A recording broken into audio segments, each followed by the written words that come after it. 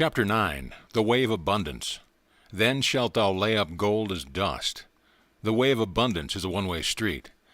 As the old saying is, there are no two ways about it. You are either heading for lack or heading for abundance. The man with a rich consciousness and the man with a poor consciousness are not walking on the same mental street. There is a lavish supply, divinely planned for each individual. The rich man is tapping it, for rich thoughts produce rich surroundings.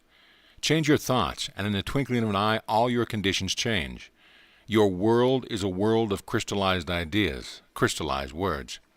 Sooner or later, you reap the fruits of your words and thoughts. Words are bodies or forces which move spirally and return in due season to cross the lines of their creators. People who are always talking lack and limitation reap lack and limitation. You cannot enter the kingdom of abundance bemoaning your lot. I know a woman who had always been limited in her ideas of prosperity. She was continually making her old clothes do instead of buying new clothes. She was very careful of what money she had and was always advising her husband not to spend so much. She said repeatedly, "I don't want anything I can't afford." She couldn't afford much, so she didn't have much. Suddenly her whole world cracked up. Her husband left her, weary of her nagging and limited thoughts. She was in despair, when one day she came across a book on metaphysics. It explained the power of thought and words.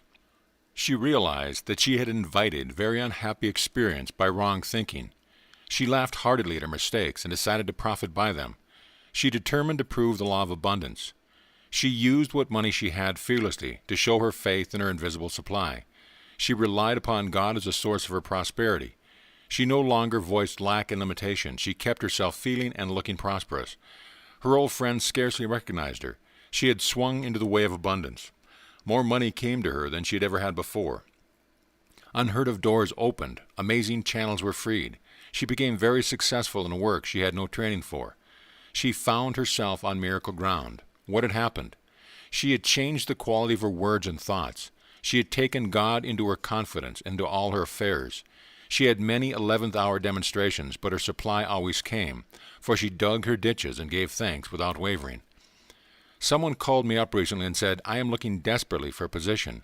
I replied, "Don't look desperately for it. Look for it with praise and thanksgiving, for Jesus Christ, the greatest of metaphysicians, said to pray with praise and thanksgiving." Praise and thanksgiving opens the gates, for expectancy always wins. Of course, the law is impersonal, and a dishonest person with rich thoughts will attract riches. But a thing ill got has ever bad success, as Shakespeare said. It will be a short duration and will not bring happiness. We have only to read the papers to see the way of the transgressor is hard. That is the reason it is so necessary to make your demands a right on the universal supply, and ask for what is yours by divine right and under grace in a perfect way. Some people attract prosperity but cannot hold it. Sometimes their heads are turned. Sometimes they lose it through fear and worry. A friend in one of my question and answer classes told this story. Some people in his hometown who had always been poor suddenly struck oil in their backyard. It brought great riches. The father joined the country club and went in for golf. He was no longer young. The exercise was too much for him, and he dropped dead on the links. This filled the whole family with fear. They all decided that they may have heart trouble, so they are now in bed with trained nurses watching every heartbeat. In the race thought, people must worry about something. They no longer worried about money, so they shifted their worries to health. The old idea was that you can't have everything. If you've got one thing, you lose another. People were always saying, "Your luck won't last, it's too good to be true." Jesus Christ said, "In the world there is tribulation, but be of good cheer. I have overcome the world." In the superconscious there is a lavish supply for every demand, and your good is perfect and permanent. If thou return to the Almighty, thou shalt be built up in consciousness. Thou shalt put away iniquity far from their tabernacles. Then shalt thou lay up gold as dust, the gold of Ophir as the stones of the brooks. Yea, the Almighty shall be thy defense, and thou shalt have plenty of silver. What a picture of opulence, the result of returning to the Almighty in consciousness. With the average person who has thought in terms of lack for a thing, it is very difficult to build up a rich consciousness.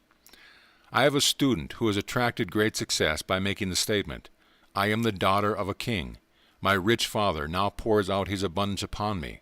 I am the daughter of the king. Everything makes way for me." Many people put up limited conditions because they are too lazy mentally to think themselves out of them. You must have a great desire for financial freedom. You must feel yourself rich. You must see yourself rich. You must continually prepare for riches. Become as a little child and make believe you are rich. You are then impressing the subconscious with expectancy. The imagination is man's workshop, the scissors of the mind, where he is constantly cutting out the events of his life. The superconscious is the realm of inspiration, revelation, illumination, and intuition. Intuition is usually known as a hunch. I do not apologize for the word hunch anymore. It is now in Webster's latest dictionary. I had a hunch to look up hunch, and there it was. The superconscious is the realm of perfect ideas. The great genius captures his thoughts from the superconscious. Without the vision, imagination, my people perish. When people have lost the power to imagine their good, they perish or go under. It is interesting to compare the translation of the French and English Bibles.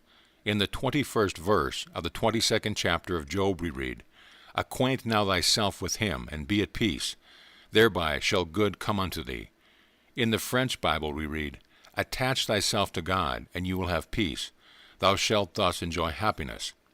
The 23rd verse, "If thou return to the Almighty, thou shalt be built up. Thou shalt put away iniquity far from thy tabernacles."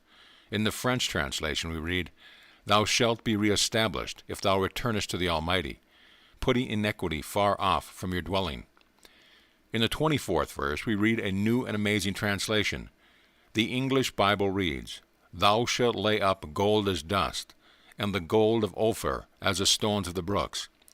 The French Bible says, "Throw gold into the dust, the gold of Ophir among the pebbles of the torrents, and the Almighty shall be thy gold, thy silver, thy riches." This means if people are dependent entirely on their visible supply, it is even better to throw it away and trust absolutely to the Almighty for gold, silver, and riches.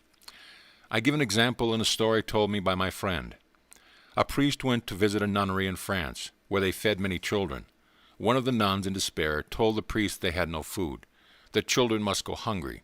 She said they had but one piece of silver, about the value of $0.25.